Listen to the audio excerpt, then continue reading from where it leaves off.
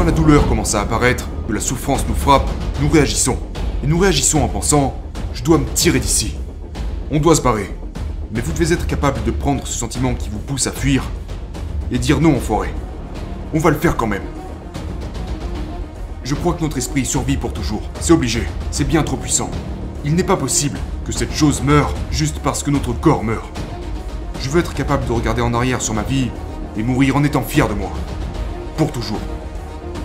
Toutes les choses qui me paraissaient horribles, que je n'aurais habituellement jamais pensé faire, qui paraîtraient inhumains pour la plupart des gens, étaient exactement ce que je devais faire. C'est ça la vraie vie. 90% de ta vie seront à chier. 10% seront plaisants. J'ai commencé à ouvrir toutes ces portes, dont je ne connaissais même pas l'existence. Et plus j'ouvrais ces portes, plus je me rendais compte que mon potentiel est quasiment infini.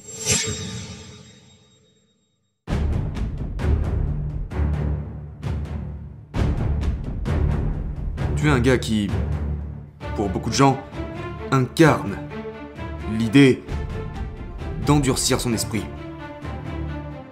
Et de trouver des moyens de faire des choses que la plupart des gens considèrent comme irréalisables. Comment es-tu devenu ce gars? Tu sais quoi? Je ne suis pas né comme ça. Donc, beaucoup de gens me collent des titres aujourd'hui.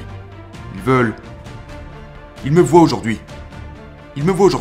Ils voient ce gars torse nu qui peut faire 4000 tractions en 17 heures, qui peut courir 320 km en 39 heures, qui est capable de faire toutes ces choses incroyables. Mais ce qu'ils ne voient pas, c'est le parcours par lequel je suis passé pour en arriver là aujourd'hui. Et quand j'ai commencé ce parcours, j'étais juste l'opposé de ce que je suis aujourd'hui. J'étais ce gars qui se cachait d'absolument tout ce qui se trouvait en face de lui. Mais, et pas beaucoup de gens savent ça, mais il y avait deux personnes. Il y avait le vrai moi, qui était apeuré, vulnérable, qui bégayait, qui se faisait frapper par son père, et tout ça. Et puis j'avais créé cette fausse personne, qui se baladait en faisant croire aux autres que tout allait bien. Tu vois. Ouais, donc c'est un peu comme ça que ça s'est passé. Et avec le processus du temps, j'ai réalisé que je ne faisais que me mentir à moi-même en plus de mentir aux autres. Alors quel a été le processus? Comment t'as réussi à aller de l'avant?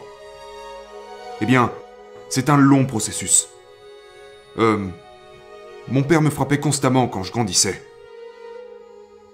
Il possédait des patinoires, des bars, il dirigeait aussi des prostituées du Canada à Buffalo. C'était un grand proxénète. Il était tout ce qu'on pouvait trouver de mal chez un homme. Vers l'âge de 6 ans, j'oublierai jamais ça. Dans ma tête, j'avais constamment peur. Mais j'avais cette putain de voix, cette conscience, qui intervenait toujours et qui me disait « Hé, tu dois te lever et faire quelque chose. » Et je ne voulais pas. Tu sais, parce que j'avais peur. Mais cette voix me forçait à me lever. J'avais beaucoup de mal à apprendre parce que mon père nous empêchait d'aller à l'école. Donc, mon père gérait son business, la patinoire et le bar. Donc ça ouvrait au public à 7h du soir. Donc c'était vers mes 5 ans, 6 ans, 8, 9 ans. Et on devait aller à la patinoire à 19h et mon père nous forçait à y travailler jusqu'à 22h. À laver les sols, nettoyer la patinoire. Donc mon père était dans son bureau, mon frère et moi travaillions pour lui, et ma mère travaillait au bar jusqu'à 3h du matin. Et puis elle devait nettoyer le bar. Donc, après que tout ça soit terminé, j'ai pu commencer à vraiment aller à l'école.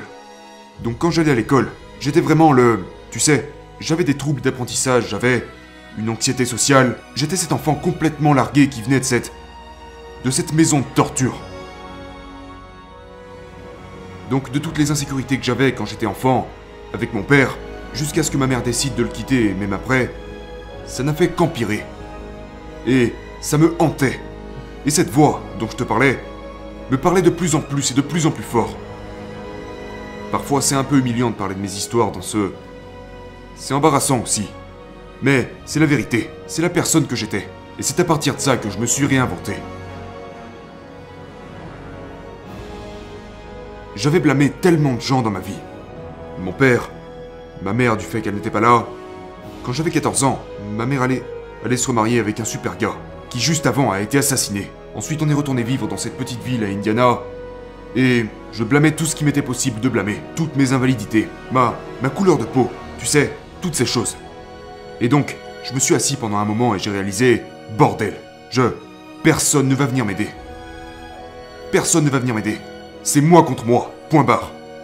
Donc j'ai fini par comprendre que je devais me lever. Et j'ai commencé à faire face à chacune de mes putains de peurs. Peu importe le prix à payer.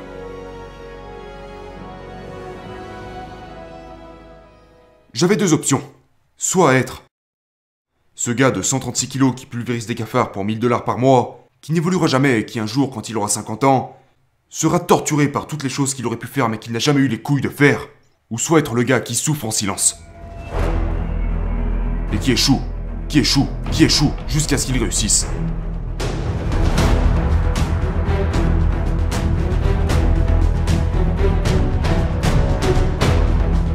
Donc j'ai commencé à contacter les recruteurs, en leur disant que je voulais devenir un imbécile. Et tous les recruteurs me demandaient, il y a un poids et une taille limite, pour entrer dans la Navy. Donc je faisais 1m85 pour 134 kg. Et un des recruteurs m'a dit que si je voulais entrer dans la prochaine classe, il fallait que je perde 48 kg en moins de 3 mois. Donc, je me suis dit, laisse tomber, je peux pas faire ça. Je me suis pris un milkshake au chocolat et puis je suis retourné à Ecolab. Je suis retourné à mon travail. Alors, dans ce travail, le but est d'éradiquer des cafards et des trucs comme ça. Le lendemain matin de ce jour-là, je suis allé au travail et j'ai eu ce déclic. Je suis allé dans ce restaurant. C'était infesté de cafards. Il y en avait de partout et mon travail était de les éliminer. Et puis je me suis assis un moment et je me suis dit, alors c'est ça ta vie?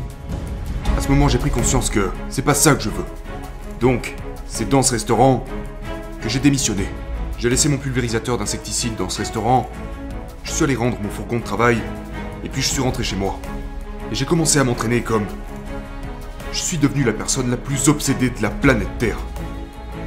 En gros, j'ai dû inventer un homme qui n'existait pas. J'ai dû inventer un gars qui pouvait encaisser n'importe quel type de douleur, n'importe quel type de souffrance, tout type de jugement. À se faire traiter de nègre, à se faire traiter de quoi que ce soit dans ce monde, et être capable d'écouter tout ça et de répondre « Va te faire foutre ». Je devais construire cet esprit insensible. Et je l'ai construit grâce à la souffrance. Je l'ai construit en me rendant misérable, en m'envoyant là où je ne voulais pas aller. S'il pleut dehors en pleine nuit à 3h du matin, ton premier réflexe sera de te dire de rester au chaud et de te rendormir. Mon réflexe était, on va aller courir là-dedans. Toutes les choses qui me paraissaient horribles, que je n'aurais habituellement jamais pensé faire, qui paraîtraient inhumains pour la plupart des gens, étaient exactement ce que je devais faire. Et c'est comme ça que j'ai commencé à renforcer mon esprit. Et j'ai perdu ce poids. J'ai perdu ce poids et je suis retourné vers ce recruteur, je suis entré dans cette classe, et je suis passé par 3 semaines de l'enfer en 1 an. Je suis le seul gars à avoir fait ça de toute l'histoire de la Navy. J'ai pas terminé la première, je suis allé au bout des 2 suivantes, et je ne me suis plus jamais arrêté à partir de là. Et j'ai réalisé, à travers ce processus, que l'esprit qu'on a est celui qu'on crée. J'ai commencé à ouvrir toutes ces portes, dont je ne connaissais même pas l'existence. Et plus j'ouvrais ces portes, plus je me rendais compte que mon potentiel est quasiment infini. Et ça a complètement changé mon état d'esprit. Ce voyage est un voyage inestimable qui m'est difficile d'expliquer aux gens parce que ça paraît si rapide et si facile, genre... Ce mec a perdu du poids, il est allé dans 3 semaines de l'enfer, allé à la Ranger School, allé à la Delta Force, peu importe ce que c'est. C'était brutal. C'est un voyage durant lequel chaque putain de jour m'a fait mal.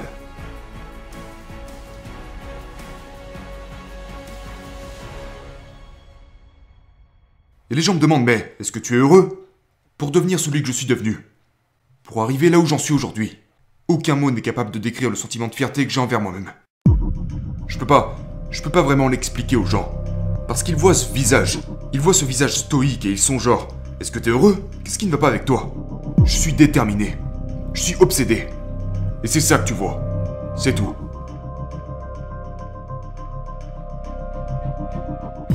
Donc ma première course, quand j'ai décidé de perdre du poids, je faisais, comme j'ai dit, 134 kilos. J'avais l'intention de courir 6 km. Pour ma première course, je ne savais pas à quel point ça allait me briser. J'avais l'habitude de courir avant de devenir gros, alors je me suis dit, c'est bon, je peux faire ça. J'ai couru 400 mètres et j'en pouvais plus. Je suis rentré chez moi, je me suis assis dans le canapé et je me suis mis à pleurer. Ce qui était drôle en quelque sorte, c'est que j'étais obsédé par Rocky.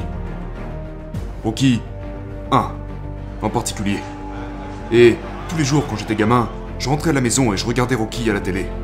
Et j'avançais le film, sur ces petites cassettes VHS, au 14e round.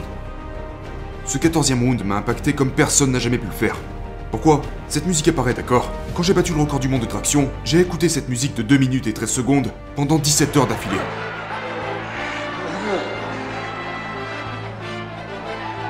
Et j'ai été capable de me visualiser. Quand Apollo Creed défonçait la gueule à Rocky, il se faisait défoncer, mais il restait debout. C'était un gars stupide. Il ne savait ni lire ni écrire, c'était moi. Apollo l'a envoyé au tapis dans un coin du ring, et Mickey lui disait « Reste au sol, reste au sol ». Mais il essaye de se relever. Il essaye de se relever.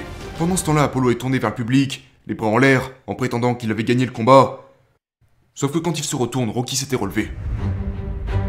Et le visage d'Apollo Creed a changé ma vie. C'était le champion, c'était lui le meilleur. Rocky lui a pris son âme. Il lui a littéralement pris son âme. Apollo baisse la tête, il le regarde et il se dit « Mais qui est ce mec, bordel ?» Voilà ce que je voulais être. Pas Rocky. Je voulais être le gars qui se relève constamment. Et qui traque tout ce qui se trouve en face de lui. Je voulais ça. Je voulais ça. Je voulais ça plus que tout au monde.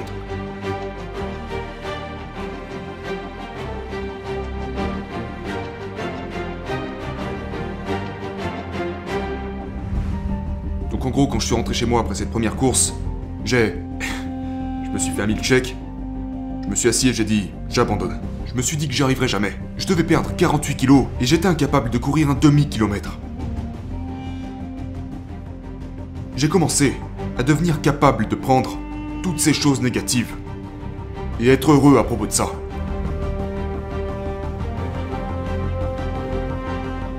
Donc, j'ai commencé à penser genre, qu'est-ce que ça ferait si ce gars que je suis, gros, stupide, menteur, anxieux, fragile, prenait l'idée de surmonter cette merde. Cette mentalité à se poser la question, et si c'était possible? Cette mentalité de rêveur m'a toujours alimenté, elle m'a toujours nourri. Et si je pouvais être? Et si je pouvais devenir un Navy-SEAL? Et si je pouvais passer de courir un demi-putain de kilomètre à courir, aujourd'hui j'en cours 320. Et si je pouvais aller? Et si tu pouvais faire ça? Hein? Comment tu te sentirais? Et si t'étais toi aussi diplômé en tant que Navy-SEAL? J'en reviens au documentaire sur lequel j'étais tombé. Le commandant en chef avait prononcé ce discours lors de la remise des diplômes de la formation Navy SEAL. Il restait genre 18 gars. Et il a dit « Nous vivons dans une société où la médiocrité est souvent récompensée. » Et il a rajouté un truc comme quoi ces hommes-là détestaient la médiocrité. Et je voulais être un de ces gars qui détestaient la médiocrité. Donc, t'as commencé à courir le premier jour, mais du coup, t'as recommencé le lendemain? Oui, le deuxième jour j'ai recommencé. Mais j'ai très vite compris que je ne pourrais pas courir plus que ça. Donc ce que j'ai fait, c'est que je suis devenu un obsédé du vélo. Je me suis mis à faire énormément de vélo pour perdre mes premiers kilos qui m'empêchaient de... Parce que mes os me faisaient tellement mal, mon corps était brisé. Donc ça aussi j'ai appris à le surmonter.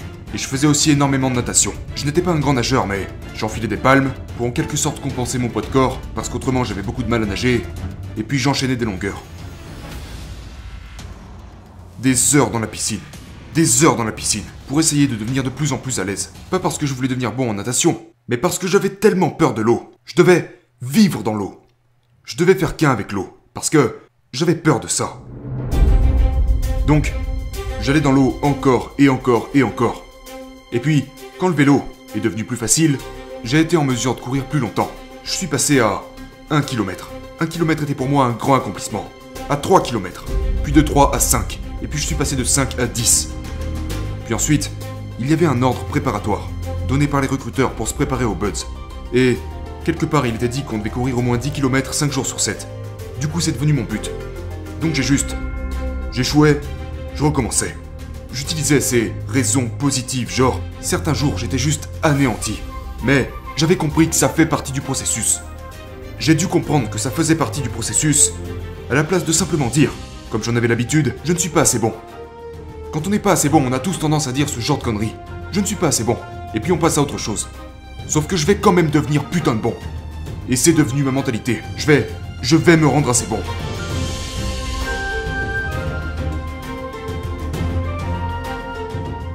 Et dès la semaine qui suivait ma première course, j'ai commencé à courir 2 fois par jour.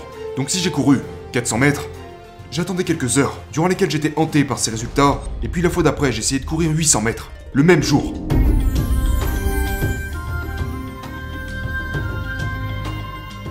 Tu peux faire plus que ça. Et c'est devenu ce processus d'amélioration continue.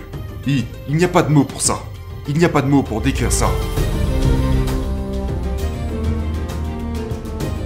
Il s'agit seulement d'aller plus loin et plus loin et plus loin. Quand je finissais de courir, je retournais sur le vélo. J'allais à la piscine. Et si j'étais vraiment fatigué pour ça, que mes jambes ne répondaient plus, j'allais à la salle. Et je développais cette folle routine d'entraînement. Avec un énorme volume. Genre 200-300 répétitions par série. Avec des charges très légères. Je prenais un seul exercice par séance. Le développé couché par exemple. Je chargeais la barre et j'enchaînais le plus de répétitions possible. Pour brûler autant de calories que je le pouvais et commencer à construire cette masse musculaire. Get it! 18! Get it! 19! Yeah! 20, you got the more! Les gens me mettent dans cette catégorie, genre, tu dois être tellement passionné par tout ça. Non mec, pas du tout. Et c'est pour ça que je le fais. C'est la seule façon de renforcer son esprit et sa mentalité. Tu sais, il y a tellement de gens qui suivent ces cours sur la force mentale, les cours sur la visualisation, l'auto-persuasion. Sauf que la seule méthode, c'est de s'envoyer dans des situations infernales sur une base quotidienne. Comment vas-tu réagir quand t'es dans la première heure d'une semaine de l'enfer de 130 heures, que les premières vagues viennent recouvrir ta grande gueule, que tu n'as jamais eu autant froid de toute ta vie, et que la seule chose à laquelle tu penses, c'est que tu vas rester encore 129 putains d'heures de plus dans cette merde. Tu vas en faire quoi ton auto-persuasion là? La seule chose que t'auras envie de faire, c'est de foutre le camp. Mais si tu vis ça, au quotidien, et que tu apprends à calmer ton esprit, là ton dialogue interne pourra te devenir utile. Mais généralement nous réagissons. Quand la douleur commence à apparaître, que la souffrance nous frappe, nous réagissons. Et nous réagissons en pensant « je dois me tirer d'ici ». On doit se barrer. Mais vous devez être capable de prendre ce sentiment qui vous pousse à fuir et dire non enfoiré. On va le faire quand même.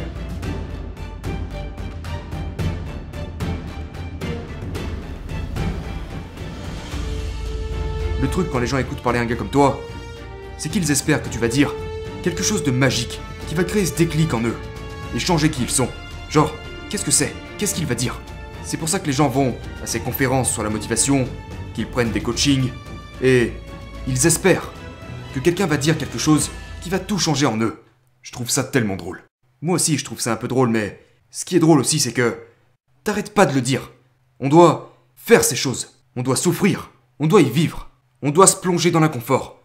Et peut-être que ces choses nous aideront au cours de notre vie.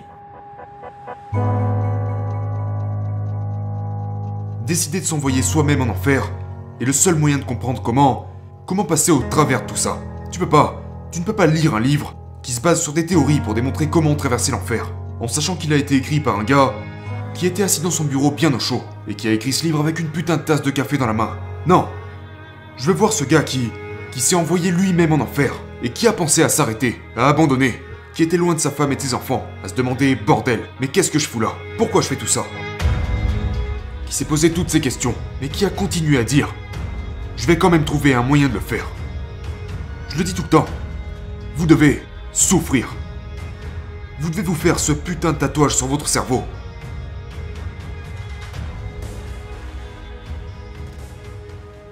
Il y avait ce gars, j'ai oublié son nom, mais c'était genre un gars très intelligent. Un vieil homme, tu sais, un genre de scientifique. Et j'ai été invité avec lui et d'autres gars à un institut de technologie pour parler et répondre à des questions au sujet de l'esprit, de la force mentale et tout ça. Et c'est lui qui répondait aux questions. Je ne répondais pas aux questions. Je me rappelle très bien, il répondait en se basant sur des théories. Il n'avait jamais mis les pieds dans tout ça. Il avait lu des putains de livres. Et donc il pensait savoir comment l'esprit fonctionne. De quelle théorie il parlait? C'était des théories au sujet de... Je me rappelle plus exactement, mais... C'était des théories sur comment l'esprit réagit sous l'effet du stress. Et comment nous ne pouvons pas. Il expliquait comment nous ne pouvons pas faire certaines choses. Mais je l'avais fait. J'avais fait ces choses qu'il disait que nous ne pouvons pas faire. Qu'est-ce qu'il disait qu'on ne pouvait pas faire? Il disait un truc du genre, si tu es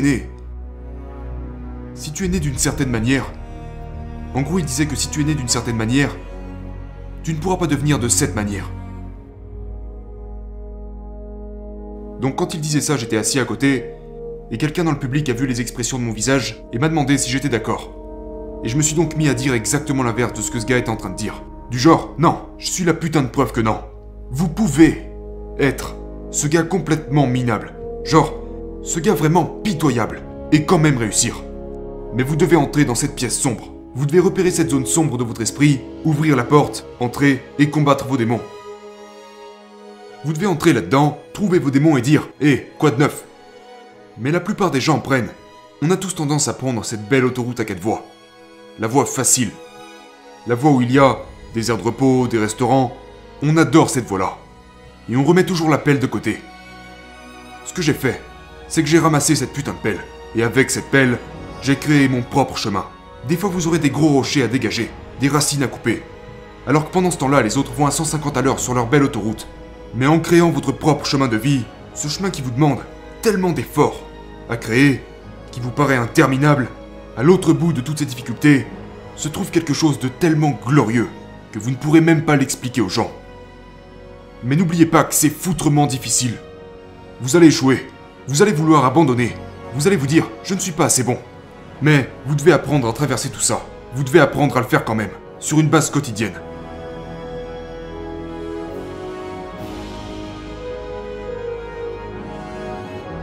Quand tu commences à te dire « putain, j'ai 43 ans, j'ai déjà fait tellement de choses », tu commences à te civiliser. Tu commences à perdre cette faim. Tu commences à te dire « je n'ai plus besoin de souffrir maintenant, je suis à la retraite ». Tu sais, tous ces sportifs de haut niveau, quand ils arrivent à 40 ans, que ce soit dans le basketball, dans le football, ils commencent à croire ces trucs. Et ça rentre dans leur putain de tête. Tous ces sportifs qui prennent leur retraite à 40 ans ou 37 ans, à 43 ans, je cours encore plus de 150 km par semaine. Je fais des milliers de tractions, des milliers de pompes. Parce que je ne me permets pas de devenir civilisé. La pire chose qui puisse arriver à un être humain, c'est de se civiliser. Parce que c'est comme ça que tu perds ce putain de combat qui est la vie. Tu te dis, mais pourquoi est-ce que je fais tout ça? Ça suffit là. Ça suffit pas, mon gars. Tu crois que t'es arrivé alors qu'il n'y a pas de ligne d'arrivée. Tu dois être un des rares, parmi les rares. Point barre. Quand j'étais dans la formation Navy Seal, je voulais être imbattable. Je voulais être imbattable et j'ai tout donné pour ça. J'étais au milieu de ces gens que je considérais comme hors du commun. Mais une fois que ces gars sont devenus des Navy Seal, une fois que tu n'as plus à faire tout ça, devine ce qui se passe. Tu redeviens complètement ordinaire. Je voulais être un des rares parmi les rares. Que tu m'aimes ou que tu ne m'aimes pas, j'en ai rien à foutre. Après avoir traversé tout ce que j'ai traversé, très peu de gens peuvent comprendre. Il y a un tas de gens qui ne m'aiment pas. J'en ai rien à faire. Je suis un guerrier. Et j'ai encore un paquet de combats à mener. Un guerrier n'est jamais satisfait. Un guerrier, c'est un gars qui dit « Hé, je suis encore là aujourd'hui. Je serai toujours là demain. Je serai là après-demain. J'ai 50 ans. Je continue de me battre. » C'est une personne qui ne met aucune putain de limite sur ce qui est possible.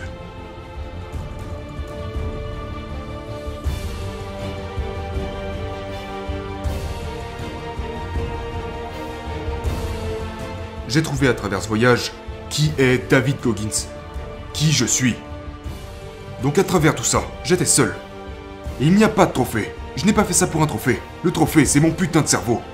Et personne ne m'a aidé. Personne n'a payé mes factures. Personne n'a couru ces kilomètres ou perdu ce poids à ma place. J'ai souffert dans mon coin. Et j'ai développé ce gars qui est capable de dire « Voilà ce que je suis ». Un gars très compétitif, un gars ultra compétitif qui est capable d'endurer n'importe quoi. Quand tu te fous dans des situations qui craignent, tu trouves qui tu es. Tu le trouves très très vite. C'est le seul moyen de se trouver. Tu ne te trouves pas dans genre, si t'es bon en développé couché, mais que c'est la seule chose que tu fais, qu'est-ce que t'apprends? Si t'es bon en natation, mais que c'est tout ce que tu fais, qu'est-ce que t'apprends? Les gens parlent toujours de tout miser sur ses points forts. Tout miser sur ses points forts est fait pour les plus faibles. Non, travaille sur tes putains de points faibles. Exploite chaque facette de ton être. Il y a des gens sur ma page Facebook qui ont commenté « Mais quand est-ce que tu parles de bons moments ?» T'as pas besoin de ça, mon gars. C'est pas comme ça qu'on y arrive. La facilité te mènera nulle part. Je suis en train de t'expliquer comment surpasser les moments qui te mettront à terre. La vraie vie. C'est ça la vraie vie. 90% de ta vie seront à chier. 10% seront plaisants. Tu peux être ce gars chanceux qui a plein de thunes, une belle femme et tout ça. Mais crois-moi, si je te regarde droit dans les yeux, il te manque quelque chose. Ta vie n'est pas tout ce qu'elle pourrait être. Parce que tu n'as pas fait face à quelque chose de réellement significatif. Quelque chose continue de te ronger de l'intérieur. C'est quasiment le cas de tout le monde. De tout le monde. Ils se font bouffer de l'intérieur. Peut-être qu'ils ont trouvé une bonne façon de, comme quand je grandissais, d'ignorer cette voix qui te dit « Tu ne fais pas ce qu'il faut ». C'est tout mon gars, je ne suis pas spécial. Je me suis simplement mis à écouter cette voix.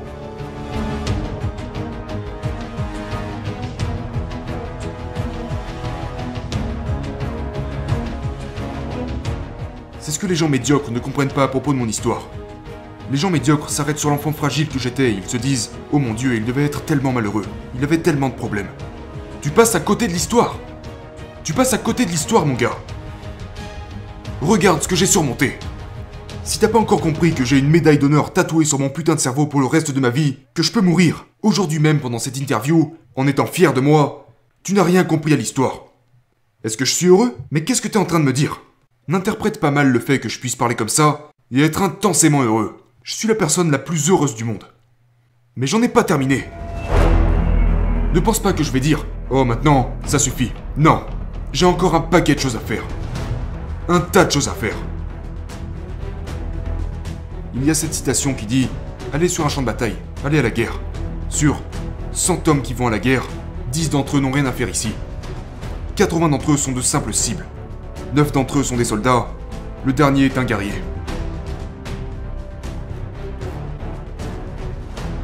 Il y a tellement de gens qui ne font que supporter le poids de la vie, des gens qui ne devraient même pas être là.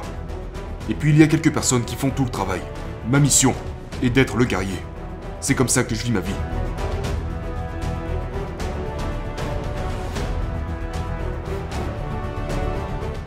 Je suis un introverti. Donc, je ne veux pas trop être sur les réseaux sociaux. Ça ne m'intéresse pas. Ce qui m'intéresse, c'est être avec moi-même. Je crois que toutes ces putains de caméras et téléphones nous éloignent de la chose la plus puissante au monde qui est notre esprit. Je me donne constamment de nouveaux objectifs. Mais la chose qui m'importe le plus, c'est d'en découvrir davantage sur moi-même. Donc la plupart du temps, je piège mon propre esprit.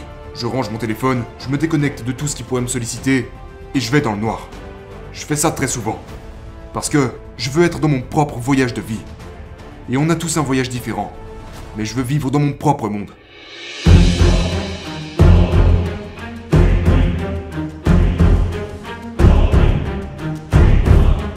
Je crois que notre esprit survit pour toujours. C'est obligé. C'est bien trop puissant. Il n'est pas possible que cette chose meure juste parce que notre corps meurt. Je veux être capable de regarder en arrière sur ma vie et mourir en étant fier de moi. Pour toujours. Ce corps n'est qu'une chose temporaire. Je veux être fier pour toujours de qui j'étais en tant qu'homme. Penses-tu que tu dis ça parce que, genre, comme tu as traversé autant de difficultés, tu arrives à apprécier le bonheur, le vrai bonheur? Penses-tu que tu apprécies la discipline parce que tu n'étais pas discipliné? Penses-tu que tu apprécies le dur travail parce que tu étais faible? Oui, ce que j'aime c'est l'autodiscipline. Je n'ai jamais eu, ça en revient à ce que tu étais en train de dire, il n'y a jamais eu personne qui soit venu me réveiller à 3h du matin pour me dire « Hé, espèce d'enfoiré, fais ce que t'as à faire ». Je n'ai jamais eu d'entraîneur, je n'ai jamais eu de nutritionniste. C'est l'autodiscipline que j'avais qui m'a permis de survivre. Non, pas survivre. Survivre, c'est la médiocrité. Qui m'a permis de me développer. Personne n'est venu me dire « Hé mec, tu fais 135 kilos ? Je vais t'aider. Tu n'es pas intelligent ? Je vais t'aider à t'en sortir. » J'ai dû œuvrer sur toutes ces choses. J'ai dû les surpasser. Et l'autodiscipline est l'ultime pilier.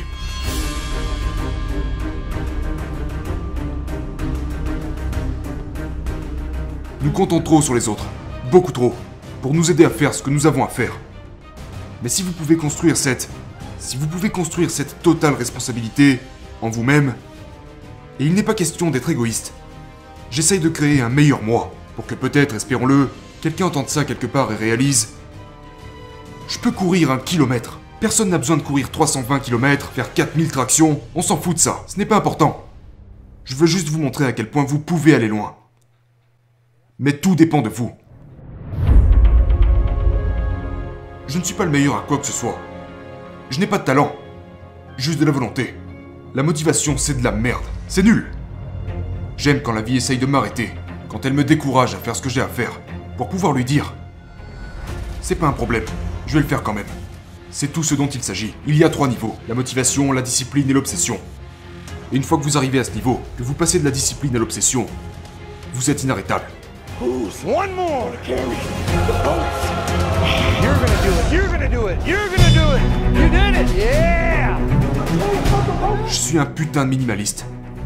Donne-moi un sac à dos, un endroit pour dormir, une barre de traction, une paire de chaussures de course, un sandwich et ça me suffit. Je crois en la patience. Je suis quelqu'un de patient. Je peux rester assis à regarder grandir un bout de pelouse pendant 20 ans. Parce que je sais que c'est comme ça qu'on aboutit à quelque chose dans la vie.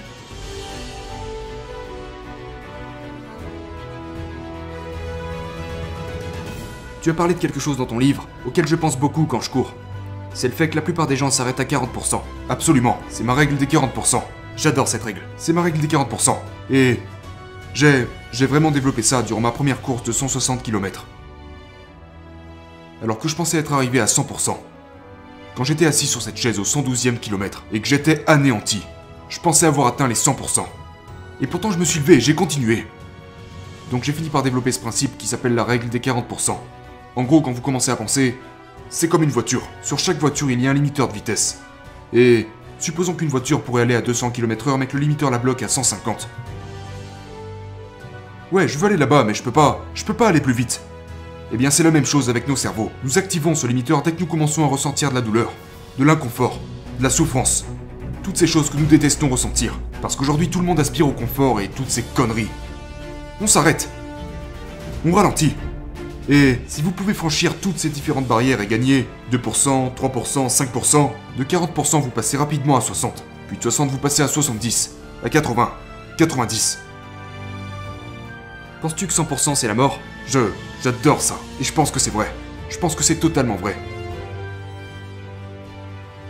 Je n'étais pas à 100% dans cette première course de 160 km que j'ai faite. C'est la chose effrayante. C'est la chose la plus flippante. Je ne suis pas mort.